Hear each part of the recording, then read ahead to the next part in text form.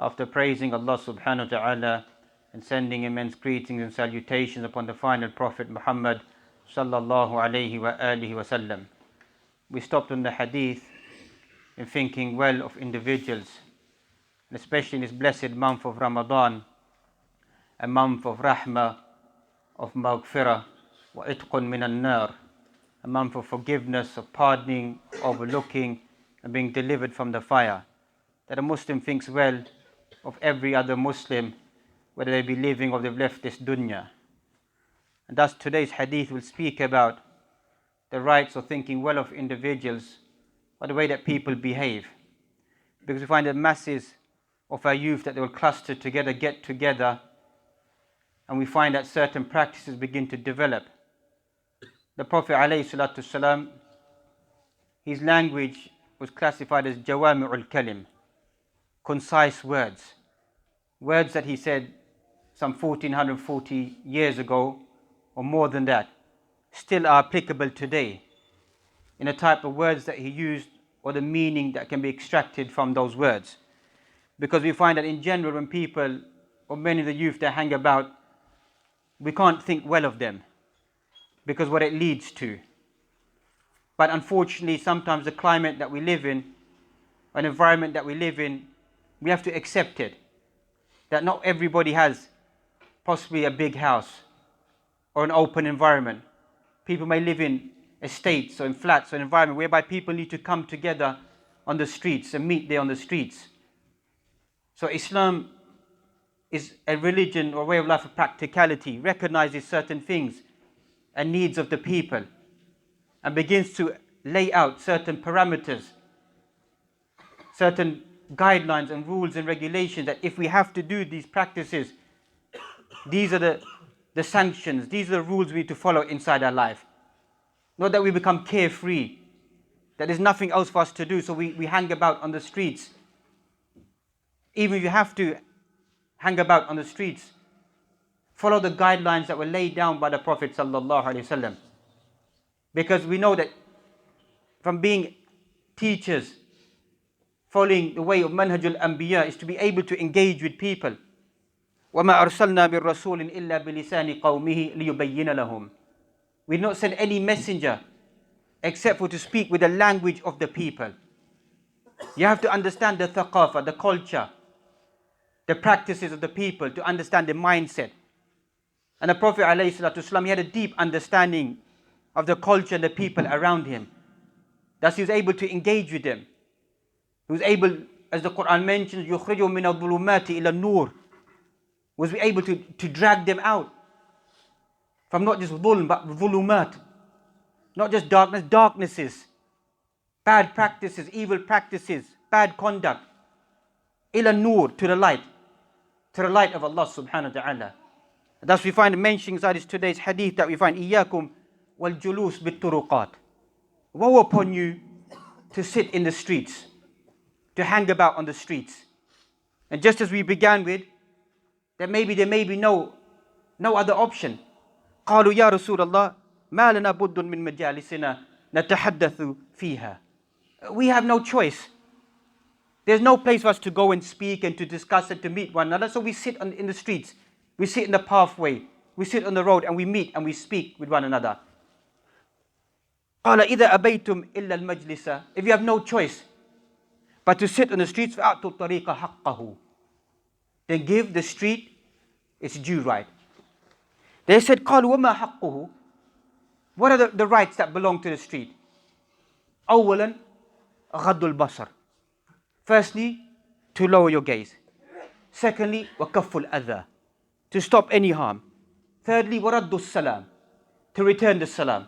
And fourthly, والأمر بالمعروف والنهي عن المنكر, to order the good and to forbid the evil. These are the four broad categories of the rights of the street that we find. Breaking this hadith down, إِيَّاكُمْ وَالْجُلُوسِ بِالطُّرُقَاتِ. Woe upon you to hang about on the streets. So the initial wording is, it's not normal practice for people just to hang about on the streets, just to pass time. Or in today's language, people say just to coach, to be with their friends, to be the people around them. What do you find? Many of the shabab, wasting their life, wasting their time. Time is the most precious thing. And we don't hold on to it. Years will go by. At a later stage, the person will find that regret of those years that they wasted. So if you have no choice, قالوا ما لنا بد من مجالسنا نتحدث فيها. We have no choice but to come in these streets and to speak to one another. We have to meet one another in these streets. This friendship that we find, what is this friendship based upon? That we meet, and what does it lead to? Look at many of our shabab, many essence that we spoke about last week. Most of our shabab are in a state of purity, a state of goodness. What leads them towards muharramat? What leads them to haram things? Is it not bad friends, bad company, bad influence?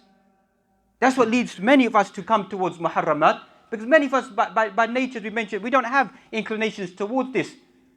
But somebody may entice, somebody may encourage, somebody may do something, and it becomes common practice for all. And some people are evil. They have evil intentions that, I'm doing haram. I may as well encourage this person to do haram because I'm going to the hellfire anyway. And that type of friend is even more dangerous. Even though you can't classify that person as a friend who wants you to do haram, to be like them, because they've lost hope. And thus we find that Ya waylata, laytani lam attakhid fulan khalila. Woe upon me. I took such and such individual as a khalil. I know khalil is far deeper than sahib, than just being a friend. Khalil means an intimate, close friend. That this person becomes a second nature to you. You share your thoughts, your life with this individual. But this individual, this friend of yours, your sahib, your comrade, this individual, you're going to say in the day of judgment, woe upon me. May I be destroyed. I took this individual as a friend. لَقَدْ أَضَلَّنِي عَنِ الذِّكْرِ بَعْدَ إِذْ جَاءَنِي. This friend of mine, he misguided me after the remembrance came to me, guidance came to me, he misguided me. I used to pray. I used to come to the masjid. I used to fast. I used to memorize Quran. I used to do adhkar. I used to come to halaqat. I used to do good deeds. But what's happened now? Because of your friend. The friends around you have taken you to another path. The person said, woe upon me for following such individuals who took me away from the guidance of Allah subhanahu wa ta'ala. وَكَانَ الشَّيْطَانُ لِلْإِنسَانِ خَذُولًا. Shaitan is one who destroys man, abandons the human being. Thus you find that shaitan on the day of judgment will say, إِنِّي أَخَافُ اللَّهِ, I fear Allah. Shaitan will say, don't blame me. فَلَا تَلُومُونِي وَلُومُوا أَنفُسَكُمْ. Don't blame me, blame your own self. I only whispered to you. I only put the thought into your mind. You physically done those actions. No, don't blame me on the day of judgment. That's what Iblis will say. So some of us might try to use the excuse, let's blame the devil. It's all the devil's work. The devil will say, I only whispered to you. الَّذِي يُوَسْوِسُ فِي صُدُورِ النَّاسِ. That's all he's going to do, just whisper in your mind. Whisper in my heart. As for the rest of it, is amalul insan, is the rest is the human being who carries out those whisperings. And that's why we said that the human being, the people think that they're strong. The strong individual is the one, الَّذِي يَمْلِكْ نَفْسَهُ هَوَاهُ. The strong one is one who controls their lust, their desires. That's a strong personality. That's what you call a personality. The one who stays away from hawa. فَإِنَّ الْجَنَّةَ هِيَ الْمَأْوَى. That's why Allah says, whoever controls their lust and their desires, their ma'wa, their abode, will be paradise. Paradise isn't cheap. Paradise isn't given easily. Person has to break their lust, break their desires, break their needs, break their wants, break what everybody else on the dunya is doing. وَإِن تُطِعْ أَكْثَرَ مَنْ فِي الْأَرْضِ يُضِلُّوكَ عَنْ سَبِيلِ اللَّهِ. You obey most of the people around you, they're going to drag you away from the path of Allah subhanahu wa ta'ala. That's what it means to be a Muslim, a mu'min, a believer. Is to go beyond what the average individual does inside their life. Then Allah subhanahu wa ta'ala, strange enough, then mentions after that, وَقَالَ الرَّسُولُ يَا رَبِّ إِنَّ قَوْمِ اتَّخَذُوا هَذَا الْقُرْآنَ مَهْجُورًا. The messenger will say in the day of judgment, Oh my Lord, what has happened to my people? These individuals, اتخذوا هذا القرآن مهجورا, abandoned this Quran. They left this Quran, this month of Ramadan. We will be observant. Straight after this, كتاب الله وراء ظهورهم كأنهم لا يعلمون. For the book of Allah subhanahu wa ta'ala behind their backs as if they don't know. This the ulama mentions, حجة لك, حجة عليك, is an evidence against you. You're no longer living the Quran. You're no longer practicing the Quran. Let alone you're no longer reading the Quran, reciting the Quran. All these ayat that we find are inside Surah Al-Furqan, the 25th chapter of Quran, a Meccan surah. Study this surah to see Al-Furqan, بين الإيمان والكفر, to see the distinction between Iman and Kufr. تبارك الذي نزل الفرقان على عبده ليكون للعالمين نذيرا.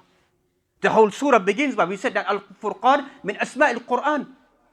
We said that the Quran is a criterion, a distinction between al-Iman wal-Kufr, between the haqq wal-batil, between good and bad. It's a distinction, clear distinction. That's what the Quran is. So that's Surah Al-Furqan. Study the ayat inside Surah Al-Furqan. How Allah speaks about the distinction.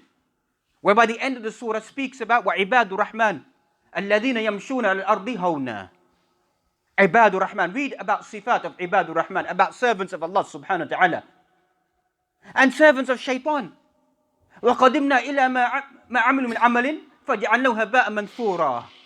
Disbelieving individuals, they actually become like ashes, thrown on a windy day, no value to them.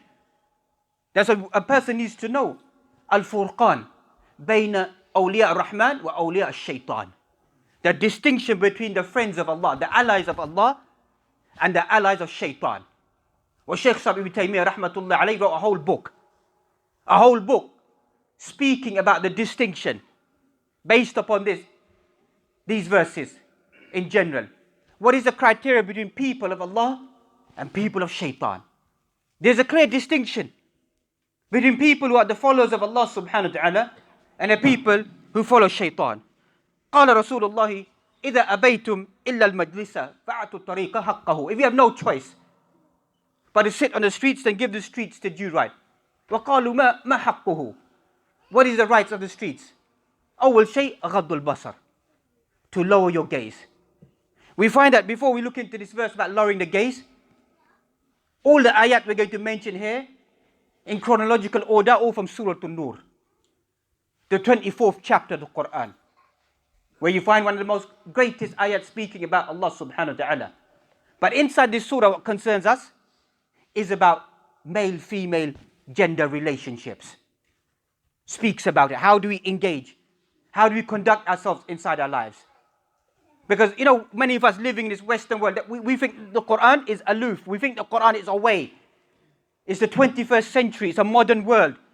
It's a modern interpretation, modern living, a modern understanding how we live Islam. Don't take us back to medieval practices, to the 6th century, to how religious clerics used to live before. Don't take us back to that. Al-Quran likulli zaman wa makan.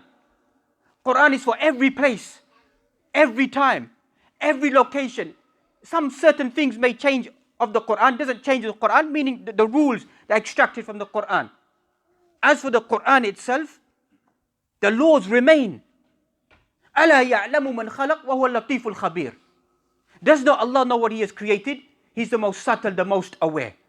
So when people come and say to you, look, we live in a modern world. These ayat that you quote, they're no longer applicable. We have to understand them in a context. This leads to ridda. This leads to apostasy. This leads to you questioning Allah. That's what it leads to. أَلَا يَعْلَمُ مَنْ خَلَقْ. Does not Allah know what He has created? That's what it leads to. So some people think that maybe some religious clerics, they're very harsh about this.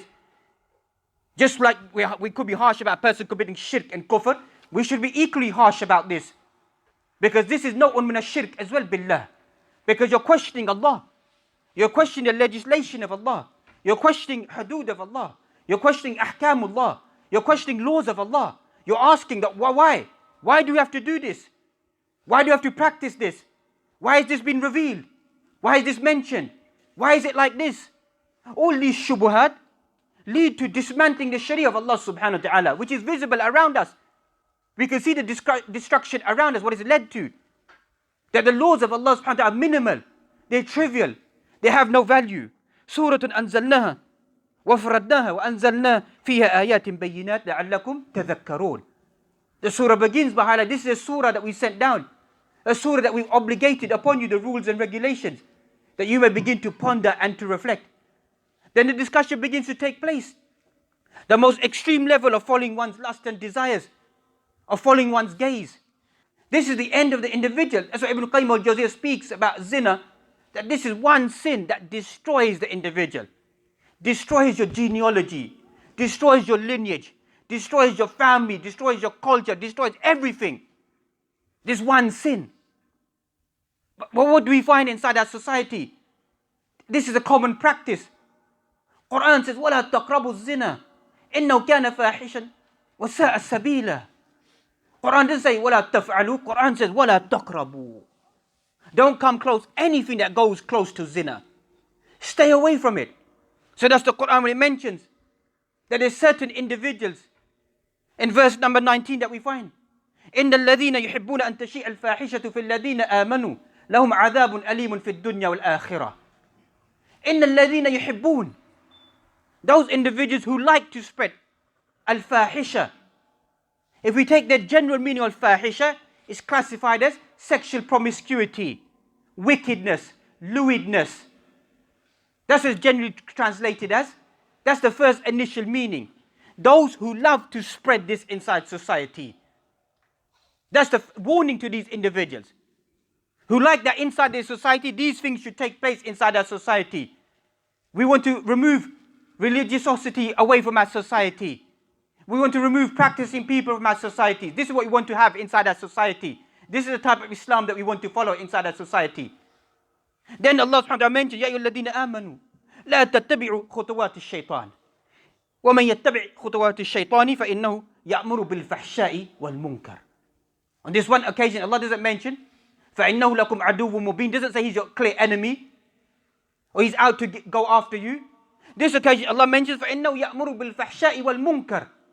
Why inside this surah does Allah mention that He leads you towards, orders you with al-fahsha, with illicit sexual misconduct, promiscuity, lewdness, wickedness? Why? لماذا?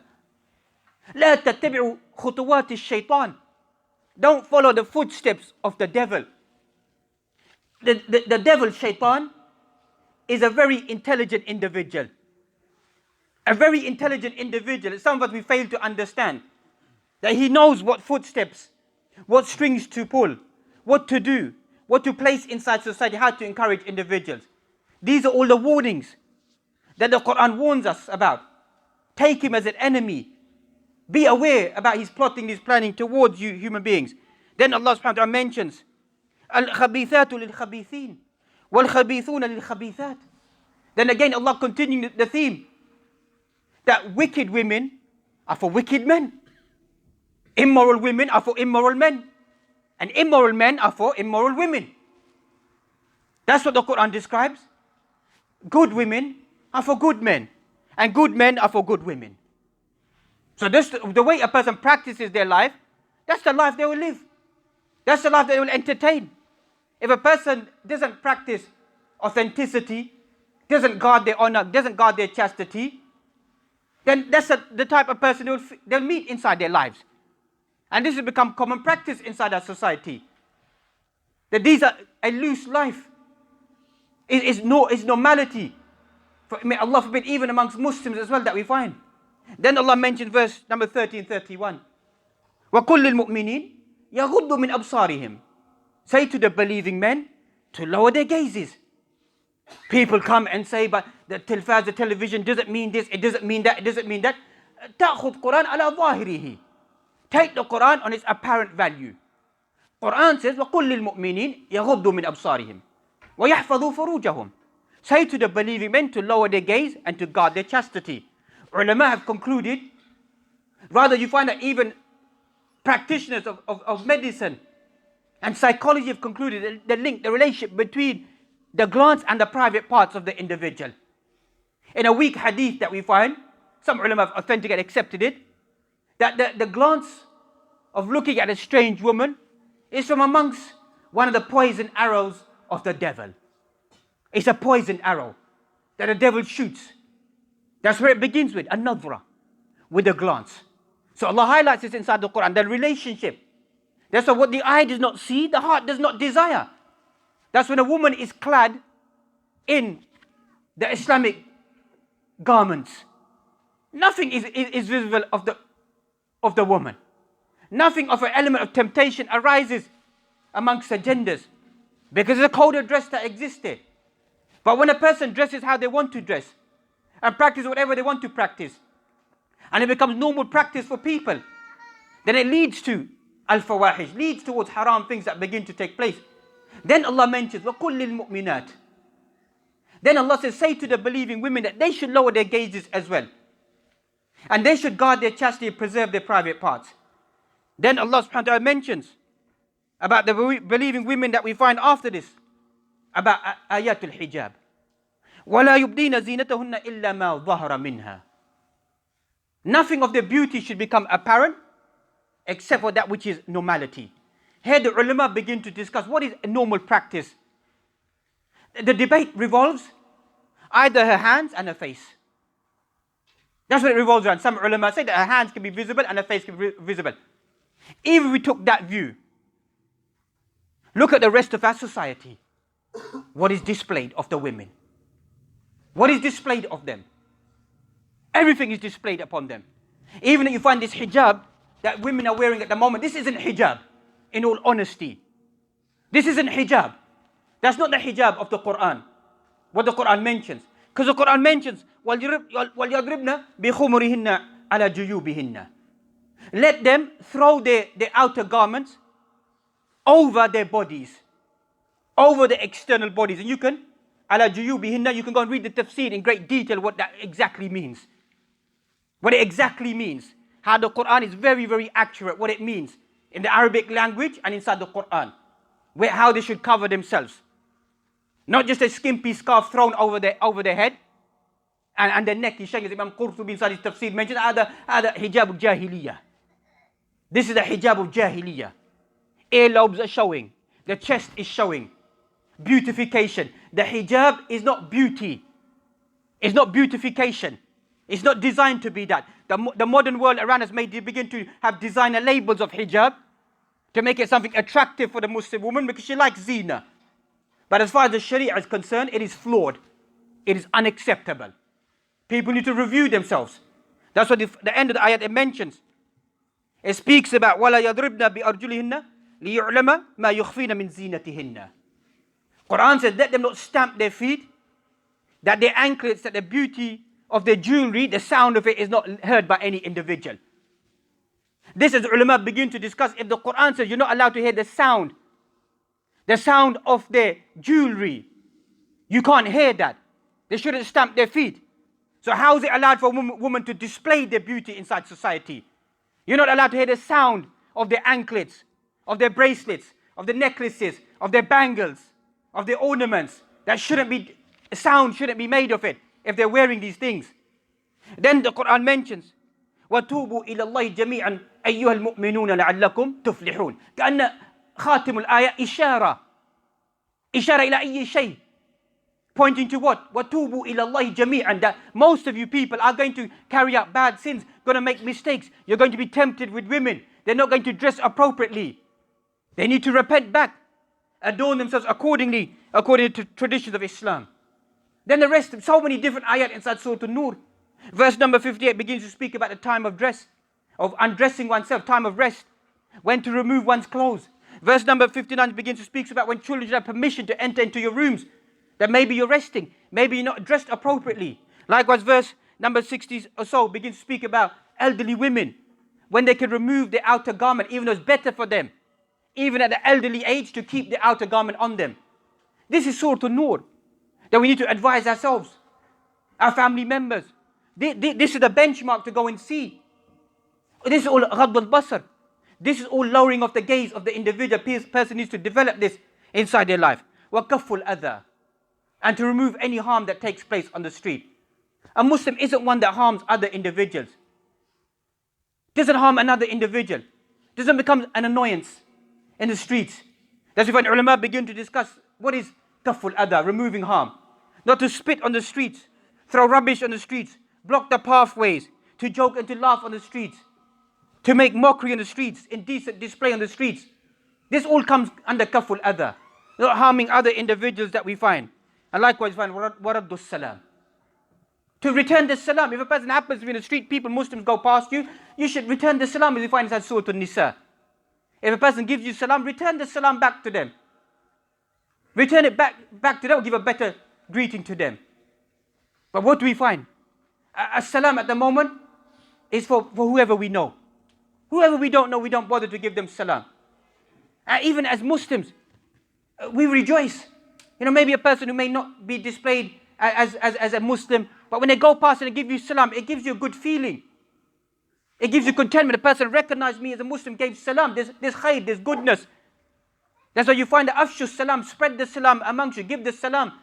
It's a sign of peace, of contentment, of harmony towards other individual Muslims that we find. And finally, we find wal-amr bil-ma'roof wal-nahy anil munkar. To order the good and to forbid the evil. That if a person is in the streets and sees bad practices, should warn people about them. And a person should encourage people, as we began, about coming towards good deeds. The fourth trait that we find that if a person has to remain on the streets is al-amr bil-ma'roof wal-nahy anil munkar. To order the good and to forbid the evil. And thus we find that general practices or encouragement of the Prophet ﷺ, man ra'a minkum munkaran falyughayyirhu biyadihi. Whoever amongst you sees an evil, then change it with their hand. فَإِن لَمْ يَسْتَطِعْ فَبِلِسَانِهِ. If you cannot change it with your hand, then change it with your tongue. فَإِن لَمْ يَسْتَطِعْ فَبِقَلْبِهِ وَذَلِكَ أَضْعَفُ الْإِيمَانِ أو كما قال صلى الله عليه وسلم. If you can remove it with your hand, then speak out against it. And that is the most weakest of Iman, the lowest level of Iman. So a person is in that environment. We see munkarat every single day. Doesn't mean that a person lashes out at people. A person in a nice way reminds them. This is the month of Ramadan.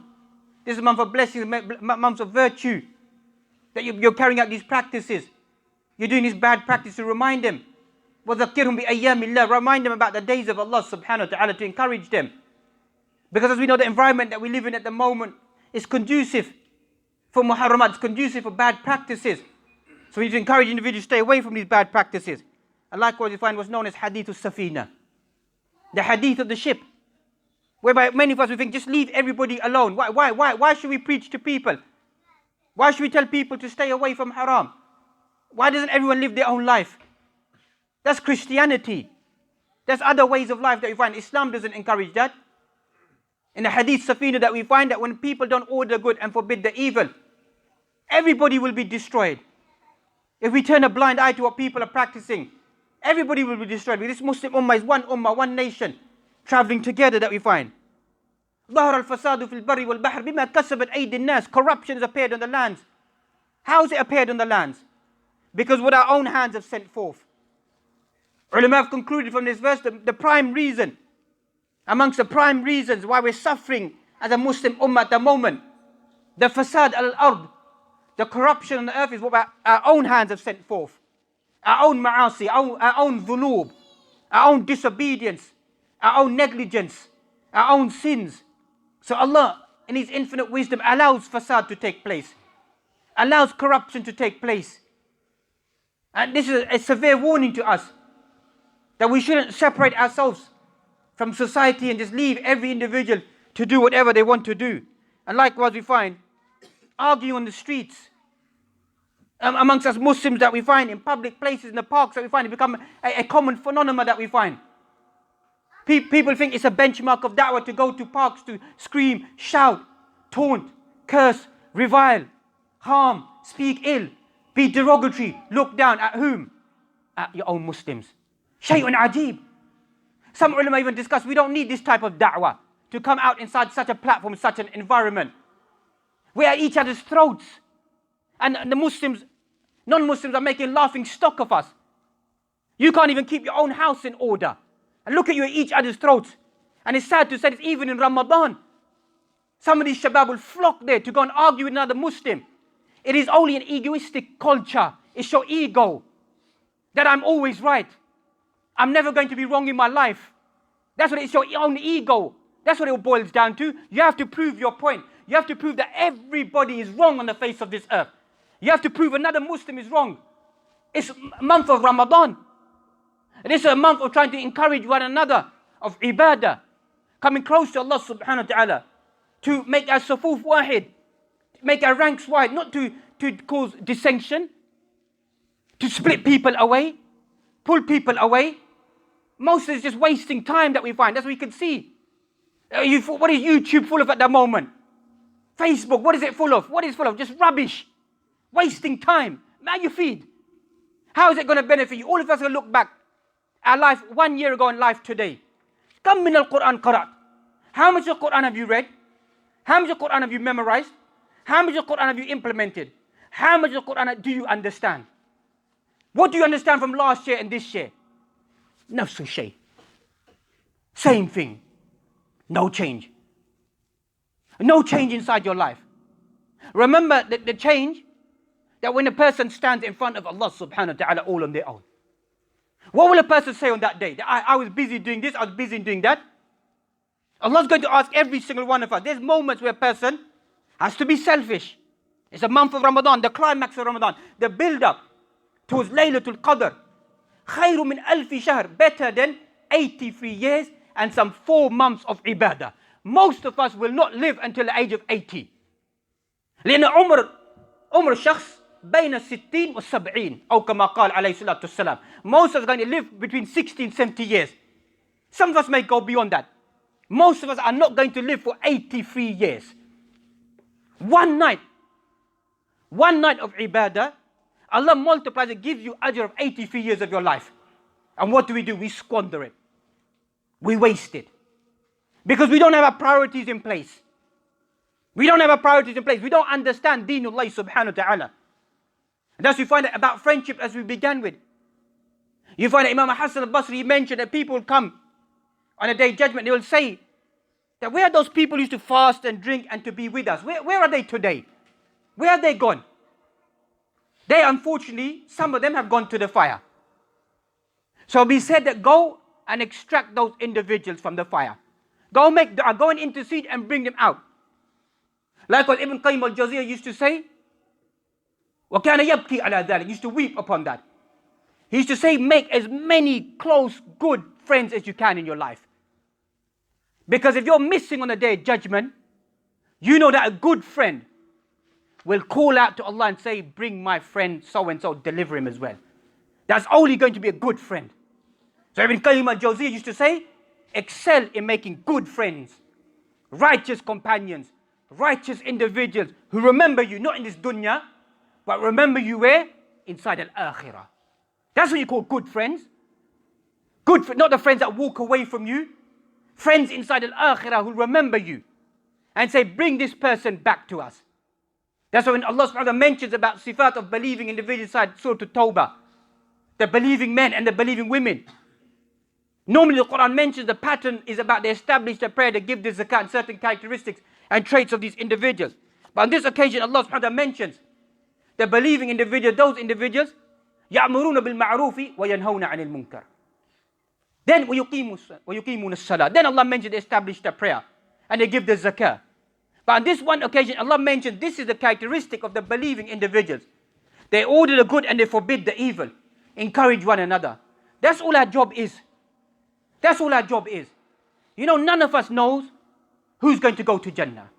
None of us knows that answer. Nobody has the keys to Jannah or be given miftah lil Jannah except for one person. One person will be given those keys. And that one individual is the Prophet sallallahu alaihi wasallam. That's the one individual. No other individual. No other individual will be given that dignity. No individual knows what the ending will be. So all that a person can do inside their life is to become a bridge of khair, a bridge of goodness, of encouraging other individuals to remember Allah. So when we all meet Allah subhanahu wa ta'ala, you find inside your mizan, kathratul a'mal. You find excessive good deeds inside your scales. You ask Allah subhanahu wa ta'ala, where did this come from? How did I get so many good deeds inside my life? I didn't do much inside my life, but encouraging another individual. Because if they rectify themselves, and they pray, and they fast, they do good deeds, you get a share of that reward. That will multiply you. And especially this month of Ramadan, multiplication is even more. If we encourage ourselves, encourage our family members, encourage the people around us, it becomes a ripple effect. Encouraging people to do goodness. We ask Allah subhanahu wa ta'ala to give us all the tawfiq and ability to become amongst those individuals who hold fast true to the words of the Quran and Sunnah. Exert ourselves in these final moments of Ramadan to become good individuals. Pray to Allah subhanahu wa ta'ala. Ya muqallib al-qulub. Thabbit qulubana ala dinik. Make our heart to become firm upon your deen. Make our heart become steadfast. Sarrif qulubana ala ta'atik. Make our hearts turn towards your obedience. Keep us steadfast. Take us in a state of ta'ah, in a state of obedience, of ibadah, devotion, commitment. Fi halati siyam, in a state of fasting, making dua to Allah subhanahu wa ta'ala. That's what we should pray to. Husnul khatim, a good ending. Pray to Allah subhanahu wa ta'ala, give us that good ending. Whereby because iman, life is a blinking of an eye. As soon as we leave the masjid, we all see the difficulties, the temptations, the life around us. So iman at times like a blinking of an eye. So we ask Allah subhanahu wa ta'ala, give us steadfastness. Keep our eyes, keep our hearts steadfast.